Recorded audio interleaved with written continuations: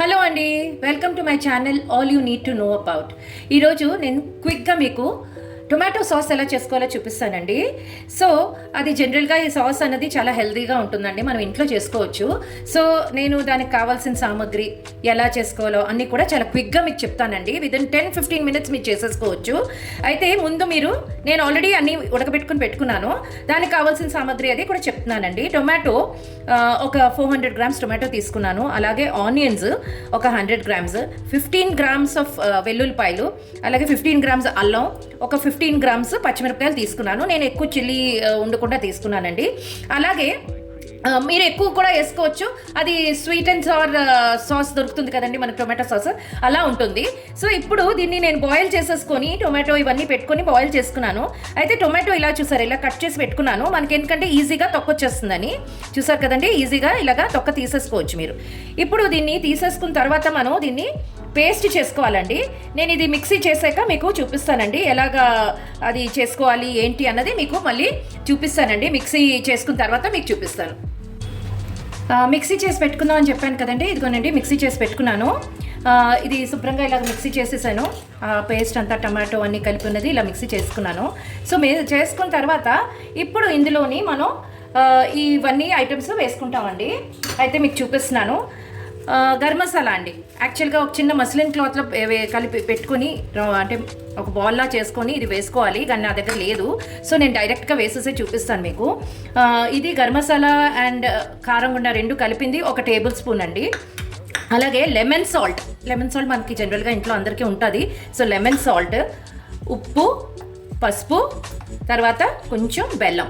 అయితే క్వాంటిటీస్ కూడా చెప్తానండి. ఇది ఒక 10 గ్రామ్స్ లాగా తీసుకున్నానండి. మీకు చిన్న ప్యాకెట్లు దొరుకుతుంది కదా, ఒక హాఫ్ ప్యాకెట్ వేసుకోవచ్చు. అలాగే ఇది 1 టేబుల్ స్పూను, ఇది 1/2 టేబుల్ స్పూను. ఇది లెమన్ సాల్ట్ ఒక 1/2 టేబుల్ స్పూన్ అండి. పసుపు, ఉప్పు కొంచెం మన టేస్ట్ బట్టి వేసుకోవాలి. అలాగే బెల్లం ఒక 2 టేబుల్ స్పూన్స్ అండి. అయితే జనరల్గా అందరూ షుగర్ వేస్తారు, కానీ నేనైతే మాత్రం బెల్లం వాడతాను కాబట్టి నేను 2 టేబుల్ స్పూన్స్ తీసుకున్నానండి. సో ఇప్పుడు దీన్ని వడకట్టుకునేక పొయ్యి మీద పెట్టుకున్నప్పుడు మీకు మళ్ళీ చూపిస్తానండి. మిక్సీ చేసి పెట్టుకున్నాం కదండి, దాన్ని ఇదిగో ఇలా వడకట్టుకోవాలండి. ఎందుకు వడకట్టుకోవాలి అంటే మనకి మిక్సీ చేసిన తర్వాత కూడా కొంచెం మనకి అంటే ఆ పీచ్ లాగా అవన్నీ ఉంటాయి కదా, చూసారు కదా ఎలాగా కనిపిస్తుందా. ఇవన్నీ కూడా అంటే చాలా స్మూత్గా రావాలండి. మీరు చూస్తారు కదా సాస్ చాలా స్మూత్గా ఉంటుంది.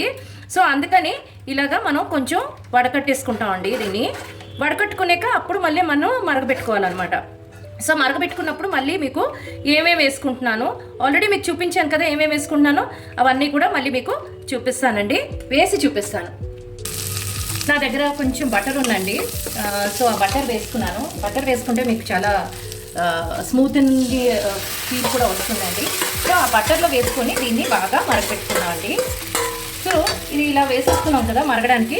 సో హై ఫ్లేమ్లోనే పెట్టుకోండి, ఎందుకంటే లేదంటే చాలా టైం పట్టేస్తుంది. కొంచెం హై ఫ్లేమ్లో పెట్టుకొని చక్కగా మీరు ఇలా మిక్స్ చేసుకుంటూ వేస్తే సరిపోతుందండి. ఇప్పుడు ఇందులోని మనం పెట్టుకున్న ఈ గరం మసాలా చిన్న పొట్లం చేసుకొని వేసుకుంటే బెటర్ అండి ఎప్పుడైనా. బట్ నా దగ్గర లేక నేను ఇలాగే వేసేస్తున్నాను. దీన్ని మళ్ళీ వడకడతానండి తర్వాత. సో ఇవి ఎందుకు వేస్తాము అంటే మీకు సాస్లో ఒక రకమైన ఫ్లేవర్ వస్తుంది, మంచి మసాలా వాసన ఫ్లేవర్ వస్తుంది. సో దానికోసమని మనం వేసుకుంటామండి. సో ఇలా అన్ని గొట్టాలే వేసుకోవాలి.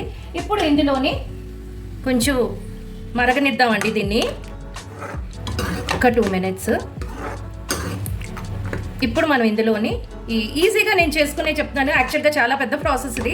సో నేను ఈజీగా ఎలా చేసుకోవాలో, ఎందుకంటే హౌస్ వైఫ్స్కి చేసుకోవడం అంటే చాలా కష్టం, అంటే మిషన్ కింద చేసుకోవాలి. సో ఇది మనం ఈజీగా చేసుకోవాలంటే ఇలా చేసుకోవచ్చు అనమాట. సో ఇది కారం అని గరం మసాలా కలిపింది అని చెప్పాను కదా, 1 టేబుల్ స్పూను, అది కూడా వేసేసుకుందాం ఇందులోని.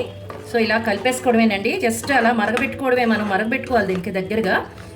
సో ఇప్పుడు ఇందులోని సాల్ట్, మామూలు సాల్ట్ ఎక్కువ వేయొద్దండి, లెమన్ సాల్ట్ కూడా మనం వేస్తున్నాం కదా, అందుకే ఇంతే వేసుకున్నాము, ఎక్కువ వేసుకోవద్దు, మరి ఎక్కువ సాల్టీగా అయిపోతుంది.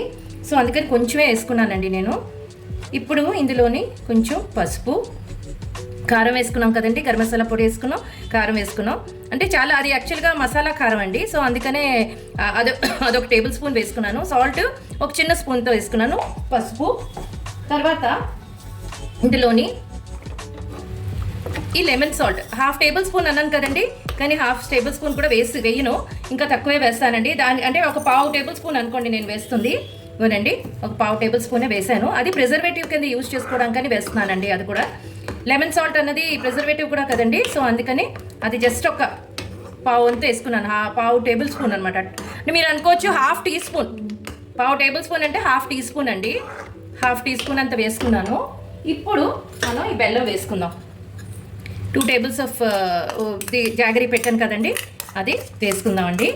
ఇవన్నీ కూడా మనం వేసుకున్న తర్వాత మళ్ళీ ఇంకోసారి వడకట్టుకోవాలండి. అది వడకట్టకపోతే మళ్ళీ ఇంకెక్కడైనా, అంటే నేనైతే ఇవన్నీ వేసాను, వేయకపోయినా కూడా, అంటే నేను ఇలా లూజ్గా వేసానని వడకట్టుకుంటున్నాను అనుకోవచ్చు మీరు, కానీ కాదండి. వేయకపోయినా కూడా మీరు అవన్నీ ఒక్కసారి వడకట్టుకుంటే ఏమైనా చిన్న నలకున్నా కూడా అవంతా కూడా వడకట్టిన దాంట్లోని అంటే మనం ఇచ్చేసి వడకట్టుకున్నప్పుడు ఆ చిన్న చిన్న ఉండలన్నీ కూడా ఉండిపోతుందండి పైన. దాంతోపాటు మీకు స్మూత్గా వస్తుందండి, స్మూత్గా వస్తుంది. మీకు ఏదైతే సాస్ ఉంటుందో చాలా స్మూత్గా వస్తుంది. సో ఇప్పుడు మనం దీన్ని అలాగా కాసేపు మరగనివ్వాలండి. మళ్ళీ మరిగాక దగ్గర అయ్యాక మీకు చూపిస్తానండి. చూసారు కదండి ఎలా ఉందో బ్యాక్గ్రౌండ్, అంటే మీకు బ్యాక్గ్రౌండ్లో మీకు కనిపిస్తుంది చూడండి ఎలాగుందో. చూసారు కదా మీకు ఎంత చిక్కగా ఉందో. మీరు సాస్ ఎలాగైతే ఏ చిక్కదనంలో ఉంటుందో ఆ చిక్కదనానికి మీరు తెచ్చేసిన తర్వాత ఇప్పుడు మీరు ఆఫ్ చేసేసుకోవాలండి. స్టవ్ ఆఫ్ చేసుకొని కొంచెం అది చల్లారాక అప్పుడు మనం వడకట్టుకొని దీన్ని ఒక బాటిల్లో ప్రిజర్వ్ చేసుకొని ఉంచుకోవచ్చండి. మనం రెఫ్రిజరేట్ చేసేసుకుంటే సరిపోతుంది, మామూలు ఫ్రిడ్జ్లో పెట్టుకుంటే సరిపోతుంది. సాస్ ఎలాగైతే మనం పెట్టుకుంటామో అలాగే ఫ్రిడ్జ్లో పెట్టుకుంటే సరిపోతుంది. మీకు నేను ఇది కొంచెం చల్లారాక వడకట్టాక చూపిస్తానండి మళ్ళీ మీకు. ఇదిగోటండి చల్లారిపోయింది, చూసారు కదా ఎంత థిక్ అయిపోయిందో, మన సాస్ కన్సిస్టెన్సీకి వచ్చింది. ఇప్పుడు దీన్ని వడకట్టుకుందామండి. వడకట్టుకునేక మీకు బాటిల్లో వేసి ఎలా ప్రిజర్వ్ చేసుకోవాలన్నది కూడా చూపిస్తానండి. ఇదిగోనండి చూసారు కదా వడకట్టేసాను, ఎంత చక్కగా ఉందో సాస్. సో ఇప్పుడు దీన్ని మీరు సాస్ బాటిల్స్ ఉంటే పర్వాలేదండి, అందులో వేసుకోవచ్చు ఒక గల్లా పెట్టుకొని. నా దగ్గర సాస్ బాటిల్ లేదు, సో నా దగ్గర ఏదో నెస్కాఫేది ఒక చిన్న బాటిల్ ఉంటే అది అందులోని వేసుకుందామని రెడీ చేసుకుంటున్నానండి. సో ఇప్పుడు మీరు చక్కగా ఇలాగా వేసేసుకొని పెట్టుకోవచ్చండి. అయితే మీకు పిల్లలు ఏంటంటే ఇంట్లో చేసిన సాసులు అంటే వాళ్ళకి నచ్చదండి. సో మీరు ఒక పని చేయొచ్చండి ఫర్ కలర్. అంటే జనరల్గా బజార్లో అయితే కలర్స్ వాడతారు, అయితే మనం ఇంట్లోని కదా చేసుకున్నాం, ప్రిజర్వేటివ్ అని హోమ్ మేడ్ కాబట్టి మీరు ఇందులోనే ఏం చేయొచ్చు అంటే బీట్రూట్ ఉంటుంది కదండి, బీట్రూట్ని చక్కగా మీరు ఒక చిన్న పీస్ తీసుకొని, చిన్న బీట్రూట్ అయినా తీసుకొని మిక్సీ చేసేసుకోండి. దాన్ని కొంచెం బాయిల్ చేసిన తర్వాత అయినా మిక్సీ చేసుకోండి, లేదంటే పచ్చిగా అయినా మీరు మిక్సీ చేసుకోండి. మిక్సీ చేసుకొని ఆ రెడ్ కలర్ వస్తుంది కదా, అది మీరు ఇది బాయిల్ అవుతున్నప్పుడు మీరు ఇందులో వేసేసుకోవచ్చండి. అప్పుడు మీకు రెడ్ కలరు వస్తుంది, అది కూడా మీకు హెల్తీయే కదండి. బీట్రూట్ కూడా చాలా హెల్తీ కదండి, మనం పెడతాం కదా పిల్లలకి. సో మీరు అలాగా కూడా మీరు కలర్ దీనికి తీసుకురావచ్చండి. చూడండి చక్కగా సాస్ ఇందులో ఇలాగా వేసేసుకున్నానండి. ఇప్పుడు దీన్ని మనం ప్రిజర్వ్ చేసుకోవడమేనండి. సో ఇదండి ఈరోజు నా టొమాటో సాస్ రెసిపీ. మీరు కూడా ఇంట్లో ట్రై చేయండి, మీ పిల్లలకి టేస్ట్ చేయడానికి పెట్టండి, మీ హస్బెండ్కి పెట్టండి. అలాగే మీరు నా ఛానల్ని ఫాలో అవుతున్నట్టయితే నా ఛానల్ని లైక్ చేసి, షేర్ చేసి, సబ్స్క్రైబ్ చేసి బెల్ ఐకాన్ని ప్రెస్ చేయండి. Bye bye. మీ ముందుకు మళ్ళీ ఇంకో కొత్త రెసిపీతోని ఇలాగే టిప్స్, అంటే ఒక చుట్కీ మీద చేసేలాంటి రెసిపీస్తో మీ ముందుకు మళ్ళీ వస్తానండి. Bye bye.